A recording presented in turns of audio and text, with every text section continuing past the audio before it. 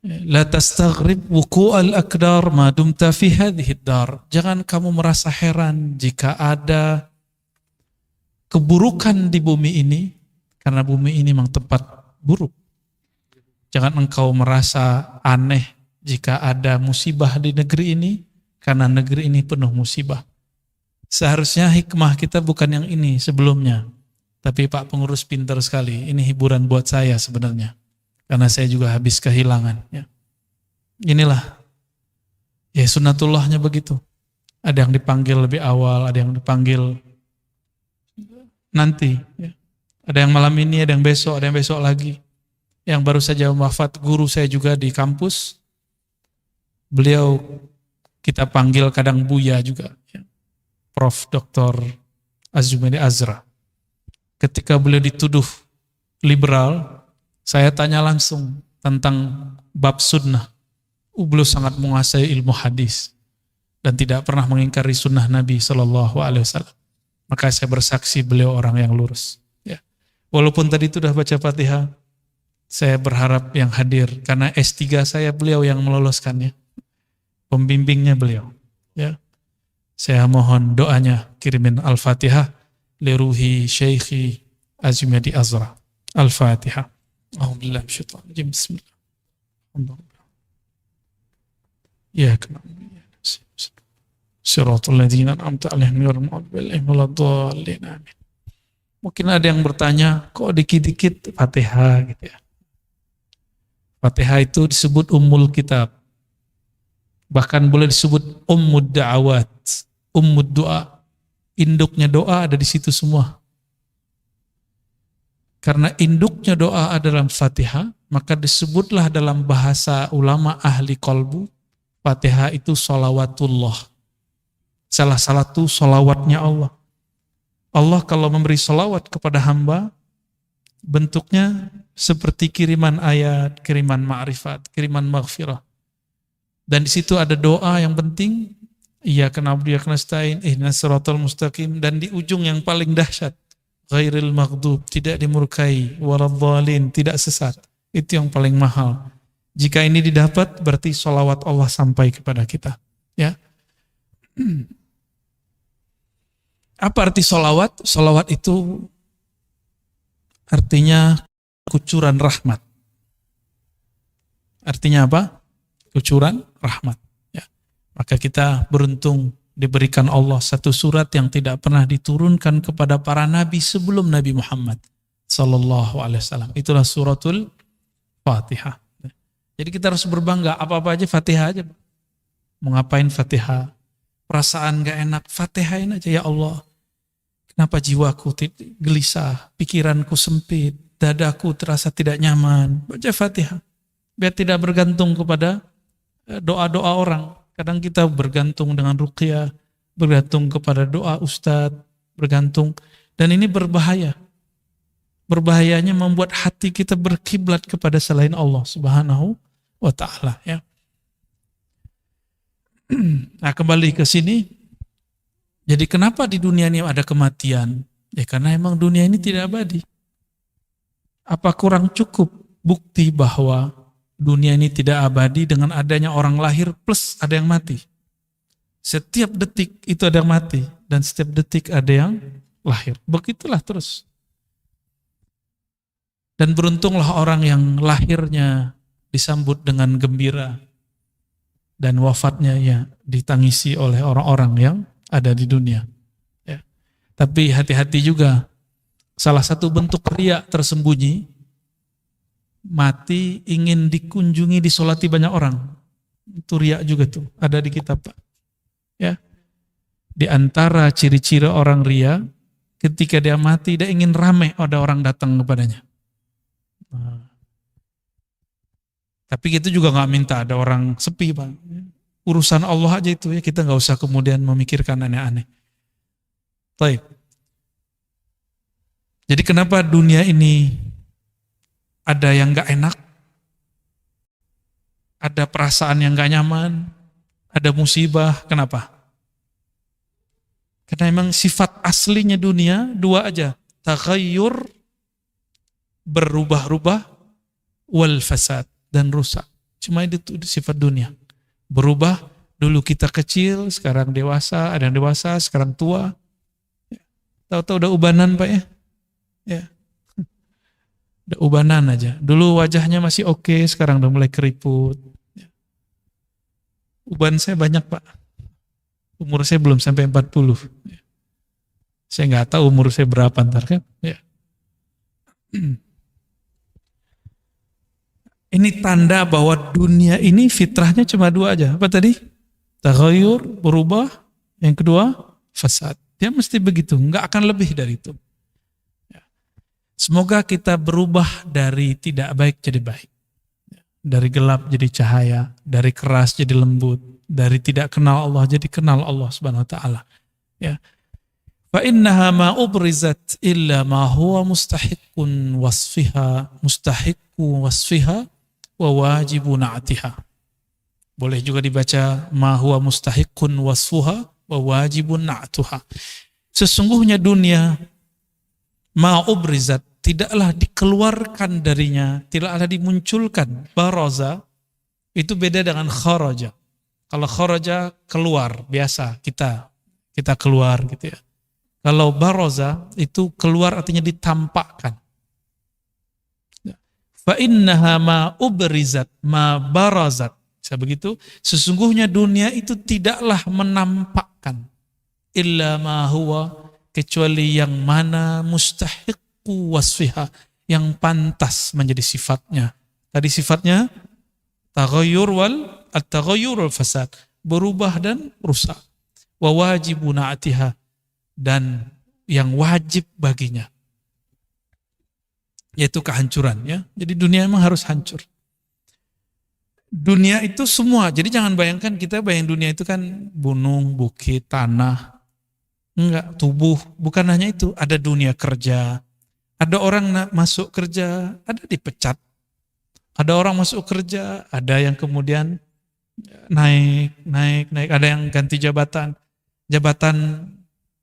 Ada orang keasikan di jabatannya, berarti dia lupa dengan sifat dunia. Bahwa dunia jabatan itu bagian dari dunia, dan sifatnya pasti berubah. Kita nggak boleh kemudian nyaman di situ. Nggak boleh nyaman di situ. Para selebritis, para ustadz yang masyhur, mungkin dia dipuja, diikuti, ada followernya, dia harus siap nanti ada orang membencinya. Ya. Sama ya. Dia harus siap jika nanti tidak ada viewernya. Karena sekarang artis itu masuk ke YouTube ya. Dulu diremehkan YouTube. Sekarang tidak. Tapi banyak orang berangan-angan ingin terkenal, ingin dipuja, dia lupa kalau orang dipuja pasti dicaci maki. Kalau orang dicinta pasti dibenci. Itu yang mereka lupa. Ini yang terjadi di negara-negara yang batinnya sudah mulai kosong dari dunia spiritual. Kita sering dengar dunia-dunia K-pop ya. Kasihan. Itu setiap hari hampir ada yang bunuh diri. Padahal wajahnya cantik, habis oplas ya. Ya antum bilang oplas ketemu ngelirik juga kok. Jujur aja lah ya. Kita kan kulitnya so mateng, mereka bening-bening. Orang-orang seperti kita suka yang putih-putih. Dan itu tabiat, masuk ke sisi manusiawi. Walaupun kita tahu dia operasi, orang lihat juga. Nah, dunia begitu, udah tahu busuk, orang datangi juga, udah tahu dia bukan asli, disukai juga. Begitulah dunia. Ya. Maka apabila satu lukisan dipuji, maka yang terpuji sebenarnya siapa? Yang melukis atau lukisannya? Sebenarnya pelukisnya. Jika antum dipuji orang karena ilmunya oke, wajahnya bagus, kerjaannya oke, sebenarnya yang dipuji adalah Allah yang mengilhami itu semua. Allah yang memberi itu semua. Baru antum boleh terima pujian. Ini kata Imam Nuthailah Sekandari. Kamu tidak boleh terima pujian kecuali kamu melihat yang dipuji adalah Allah. Kalau enggak mending menghilang. Ya. Maka saya turunkan dari situ. Jika tangan kita dicium tangan sama orang, ya, kita nggak boleh merasa kita yang mulia, tapi kita merasa ini perintah Allah, saling menghormati. Jika mereka ingin ngambil berkat dari guru, kita dianggap guru misalnya, atau kita orang tua, Ini kan yang tua-tua kalau anak-anak pada salam kan tangannya digini ya. Nih salim nih, salim gitu ya. Gak masalah. Mengajari mereka. Tapi jangan merasa berhak dicium tangannya. Itu aja bedanya ya.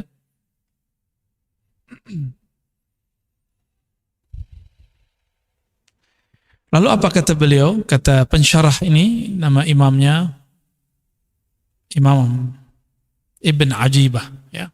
Imam Ibn Ajibah mengatakan, beda orang awam dengan orang arif. Orang awam yang Islamnya hanya ingin yang indah-indah, dengan arif yang mengenal Allah, yang tahu seluk-beluk agama ini. Meskipun gak bisa baca kitab, semoga yang hadir malam ini tergolong arif. Amin. Ya. Walaupun gak bisa nerjemah Quran, ya gak apa salah. Nanti gak ditanya kok Pak, bisa gramatikal bahasa Arab gak dikubur, gak ditanya.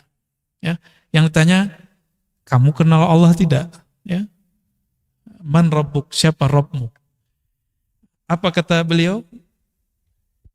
Min adabil arif. Ciri-ciri orang arif, orang yang bermakrifat, beda dengan orang awam. Allah yastaghrib syai'an min tajalliyatil haqq.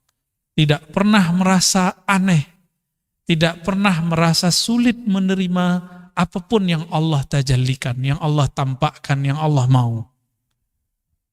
Ya. Anak saya diambil Allah, kan Allah yang mau Pak.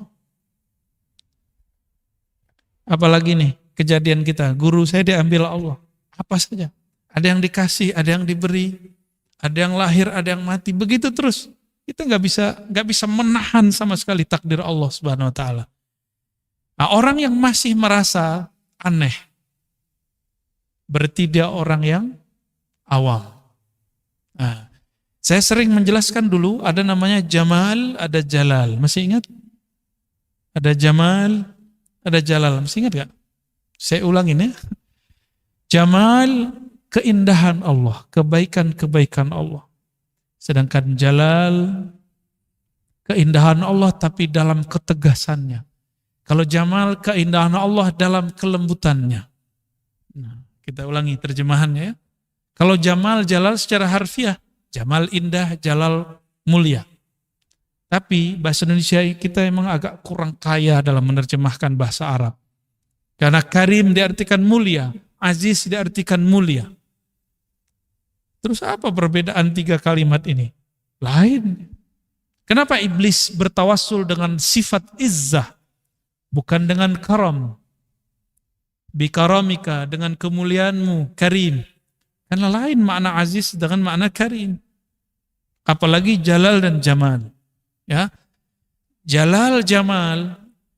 Jamal itu kita berkumpul malam ini. Enak kan? Kalau ngaji-ngaji doang enak. Coba antum diajak berjuang, mau enggak? Siapa yang mau diajak berjuang? Kalau ngaji itu jamal. Diajak berjuang, bikin pesantren, bikin pergerakan dakwah. Siapa yang mau pahit-pahitan begitu? Bukan hanya itu, perjuangan itu enggak harus politik. Karena politik itu fardu kifayah. Dan saya memandang diri saya tidak layak untuk terjun ke politik. Politik praktis. Karena saya tidak ada pendidikan itu dan tidak pernah masuk organisasi pra-politik juga enggak pernah. Maka kita ngambil bagian yang lain, yang ini juga fardu kifayah. Nah, ini adab nanti antum ketemu guru manapun. Jangan paksa dia memilih pilihan kita. Atau membicarakan politik ala kita. Karena mungkin siapa tahu dia tidak menguasai. Tapi beberapa ustadz karena ingin menyenangkan jamaahnya, dia terpaksa kemudian bermujamalah. Ya. Mujamalah itu ngenak-ngenakin temen lah. Padahal dia nggak begitu-gitu amat. Tapi lama-lama kalau ketemunya komunitas begitu, terus setiap hari begitu lagi, besok begitu lagi, jadi karakter. Dia takut menunjukkan dirinya yang sebenarnya. Inilah yang terjadi pada guru yang mengikuti selera muridnya. Ya. Bukan murid mengikuti hidayah yang dibawa gurunya. Kalau guru nggak bawa kayak selera, dia pakai hidayah. Mau pahit juga diajarin. Tapi kalau mental ya murid, enggak. Nah, ini bahagianya orang yang mental murid jadi guru. Mental murid jadi guru, nggak siap dibenci, nggak siap berbeda dengan orang lain, nggak siap beda dengan muridnya, takut nggak diundang lagi. Ya. Gimana Pak? Baik, Jamal, ya beginilah, ini Jamal, nggak ada pengorbanan.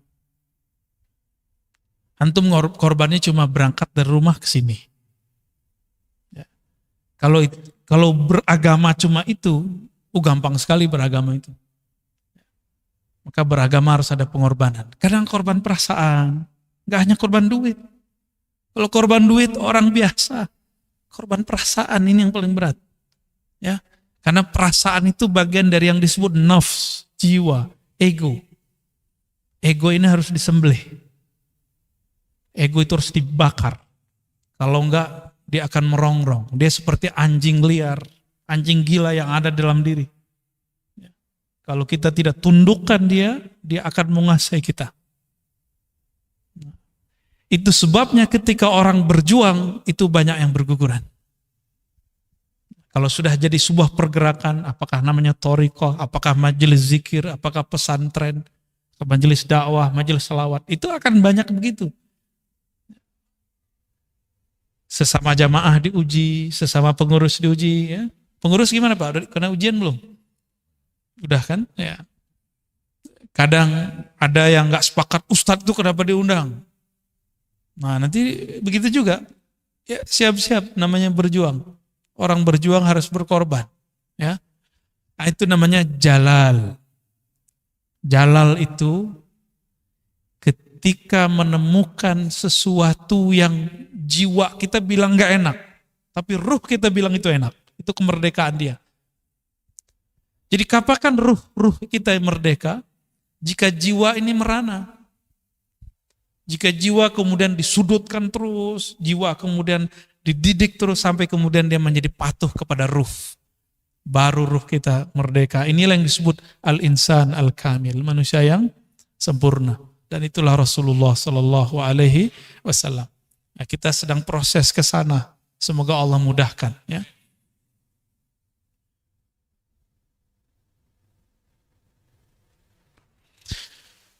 Jadi kalau jamal apa tadi? Keindahan Allah dalam kelembutannya, takdir-takdir yang indah. Ya. Menikah itu takdir yang indah. Benar. Ya. Tapi hidup seret, takdirnya indah gak? Enggak indah. Katanya dulu susah senang mau bersama ya. Giliran susah. Nah, maka siapa yang sedang mengalami itu ingat-ingat. Apa saja. Menikah itu jamal. Ketika konflik terjadi itu namanya jalal. Ya, kita nikmati itu, jalani semampu kita. Ya. Ada yang jomblo nggak ngerti ya. Ya. Orang yang ngerti jomblo ya. Insyaallah.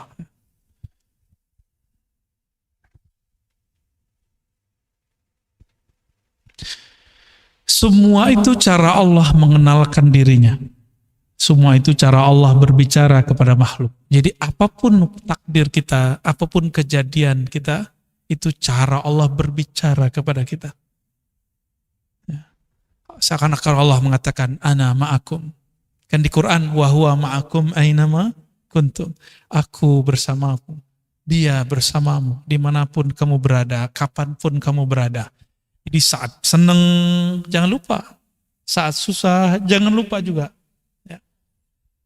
Ada yang ngomong begini, saya sudah sholat, sudah zikir, sudah tahajud, sudah haji, sudah umroh, sudah bangun ini, sudah bantu ini, sudah ngaji. Kenapa saya masih kena sakit ya? Hati-hati. Hati-hati ngomong begitu. Ya. Tubuh ini fitrahnya nanti sakit. Mau apa aja. Hatta dokter nggak bisa menahan penyakit jika tumbuh dalam dirinya. Nggak akan bisa. Ustadz ahli ruqyah, kalau memang takdirnya sudah kena, sakit juga.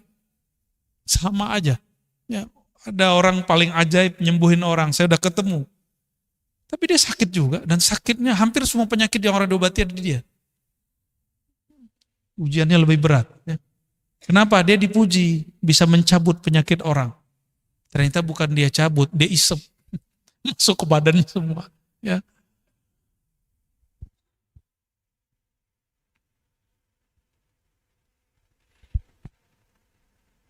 Maka adalah sebuah riwayat yang menyebutkan ayuhan nas, ini dinisbatkan kepada Nabi SAW dalam satu khutbah. Wahai manusia, inna hadhihi dar darul tiwa la darus tiwa. Wahai manusia, ini bumi, ini dunia adalah negeri yang penuh kerusakan, bukan negeri tempat istiwa, tempat kamu tinggal.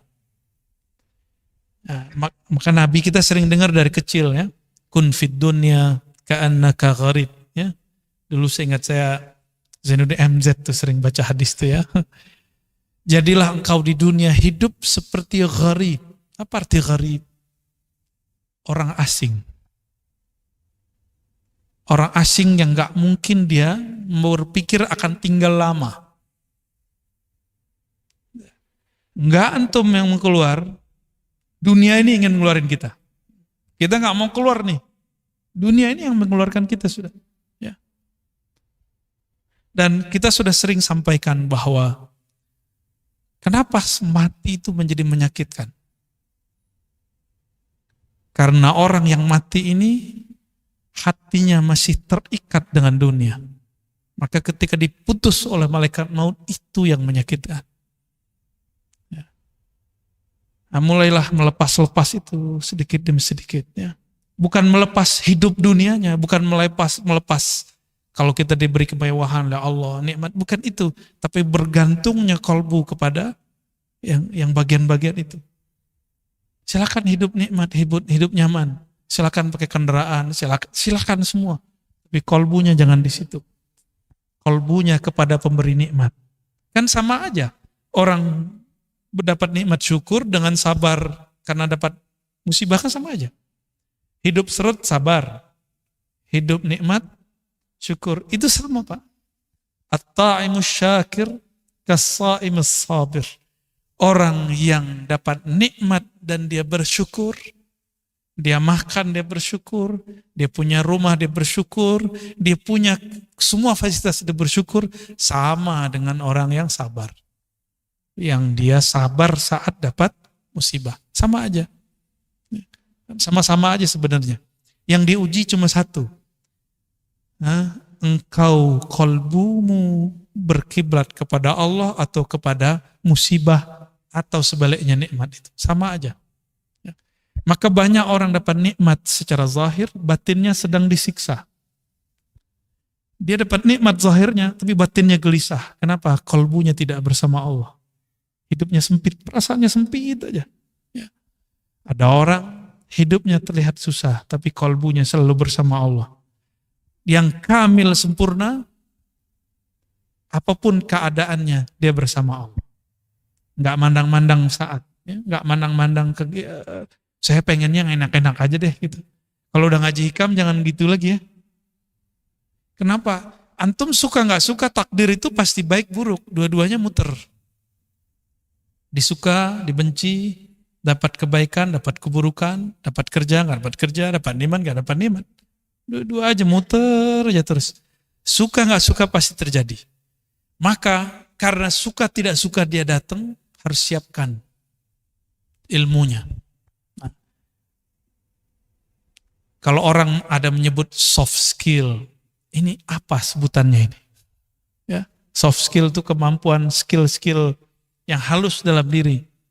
Ini lebih dari itu, Pak. Lebih halus dari itu. Kalau orang-orang menyebut ada supranatural, apalagi? Nah, kalau ilmu ini supernatural, ya, barangkali kalau diistilahin ya.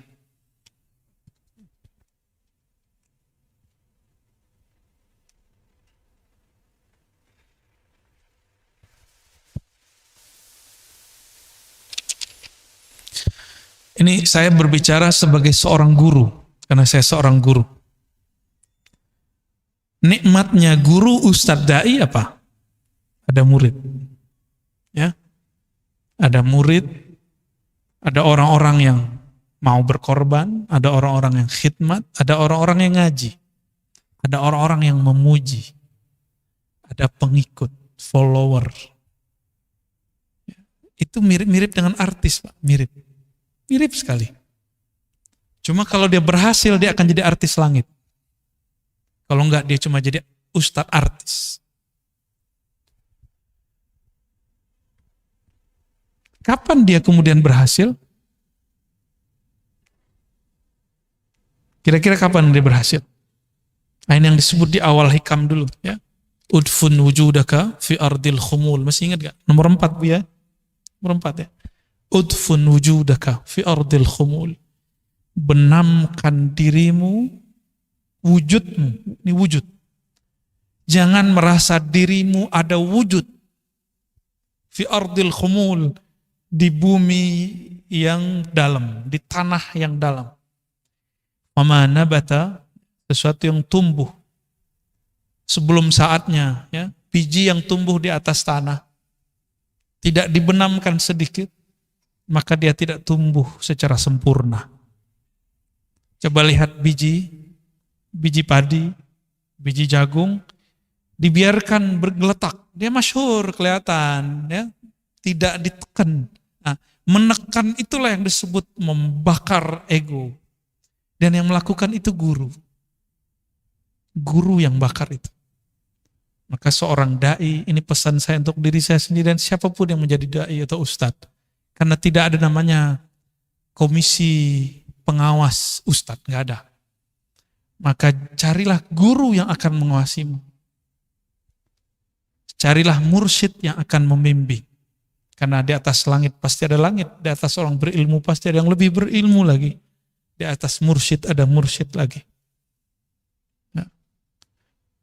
Kecuali jika rohaninya telah langsung berguru kepada rohaniah Rasulullah SAW. Boleh dia nggak berguru. Ya. Itulah masalahnya, ya. Siapa yang begitu, ya? Maka sampai hari ini saya masih berguru. Ya. Ketemu ke kampung mana, ke negeri mana, saya cari guru. Walaupun sesaat, ya, sejam, 2 jam, 15 menit, saya masih berguru. Ya. Ini tahadus bin ni'mah sebagai bentuk rasa syukur. Saya kemanapun saya cari guru. Ya, ada yang mau didatengin, ada yang tidak. Ya. Ada yang nggak mau didatengin karena dia nggak mau masyhur. Nah, ini kita juga berguru kepada orang itu. Wow, ada ya orang begitu. Ada yang senang, ya, menerima kita seperti tamu. Alhamdulillah, ya.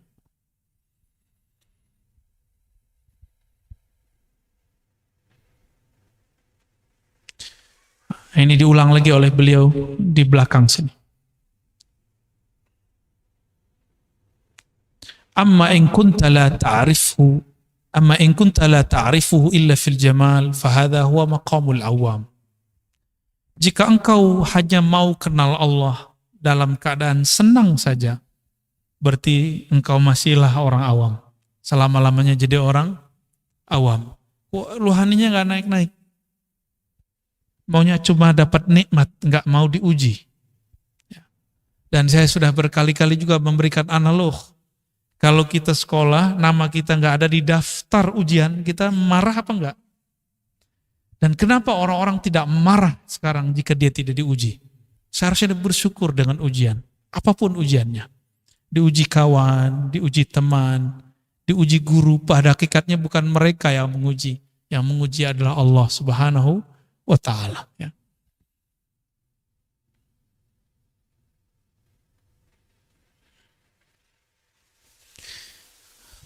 Ada potret 2 orang ibu di dalam Al-Quran, ya, disebutkan di akhir syarah ini. Pertama, Sayyidatuna Maryam, ibunda Maryam. Boleh nggak nyebut Bunda Maryam? Boleh nggak? Apa menyerupai agama sebelah? Bunda. Ya, ada yang ngechat kita, nggak boleh sebut bunda. Itu orang gereja. Ya salam, gereja belum ada di Indonesia, kita orang Indonesia udah nyebut maknya bunda. Ya, jangan kebalik. Oh nggak boleh nyebut Maria. Maria itu bahasa orang kafir.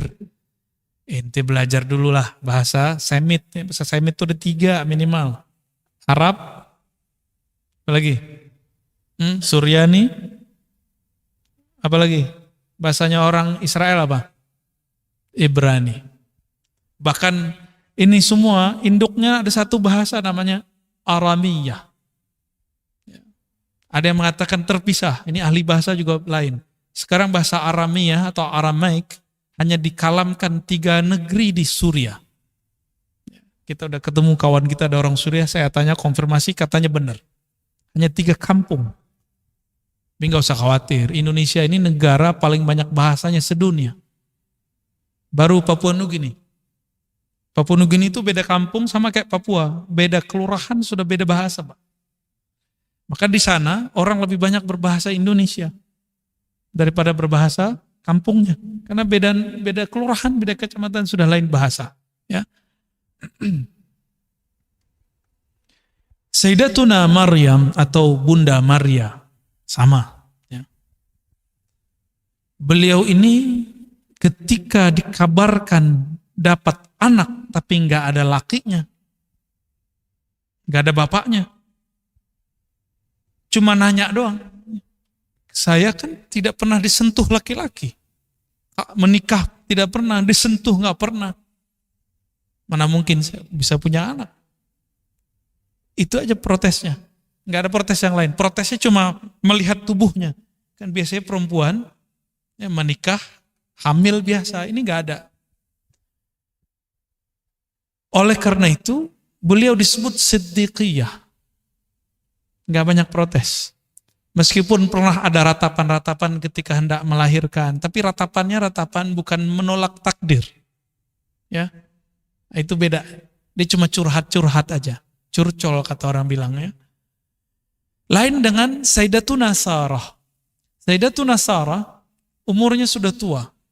Mungkin 60 atau 70. Lalu hamil. Dikabarkan hamil. Dia kemudian merasa aneh. Masa sih? Sampai pukul mukanya. Nggak mungkin, ini kabar nggak benar. Itu ungkapan bahasa Arab mubalaghah. Maka Sayyidatuna Sarah disifatkan dengan sifat yang lain, tapi bukan Siddiqiyah. Siddiqiyah itu ma'rifat Sayyidatuna Maryam, ma'rifat Sayyiduna Abu Bakar As-Siddiq, menerima apa adanya. Itu dia, ya. Enggak banyak tanya kalau Siddiqiyah. Ya. Makanya orang belajar ilmu ma'rifat kebanyakan bukan Siddiqiyah, tapi kebanyakan ilmu Sayyidina Ali, karena pakai pertanyaan lebih banyak. Kalau Sayyidina Abu Bakar nggak ada bertanya banyak. Pertanyaan 1-2 selesai. Ya.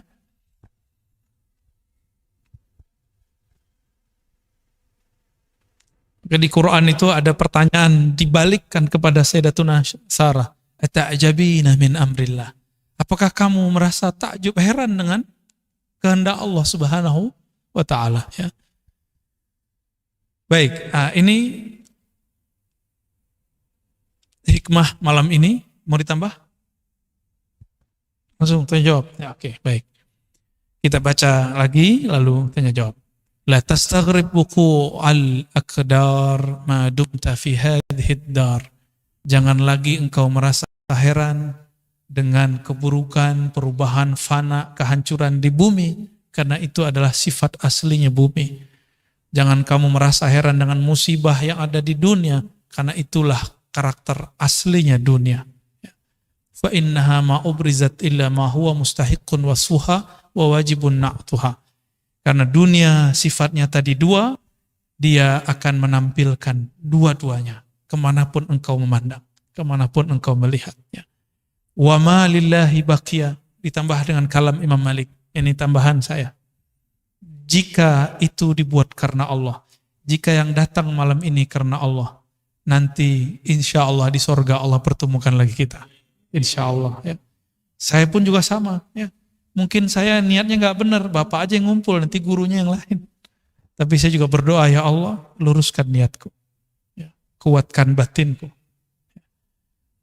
Ini yang disampaikan guru kami waktu di Sumeneb kemarin di Madura, Abu Ya Taifur Ali Wafa, Hafizahullah. Beliau juga seorang mursyid Thariqah Naqsyabandiyah, tabaqatnya satu tabaqat di atas saya. Ya. Apa kata beliau? Jika memang ruh dulu pernah bertemu di sana, di alam ruh, maka dia akan bertemu lagi dengan cara apapun di alam fana ini. Nanti juga akan bertemu lagi di masa mendatang di alam yang lain. Walaupun sukunya lain, walaupun sipitnya lain, ya, jenggotnya lain, ya, ompongnya lain, kulitnya lain, nggak ada masalah. Apapun karakternya, apapun suku bangsanya, mau dia di ujung dunia, kalau dulu di dalam ruh pernah bertemu, apapun metodenya, dia akan dipertemukan kembali oleh Allah SWT. Semoga ini bentuk reuni kita. Ya, amin ya rabbal alamin.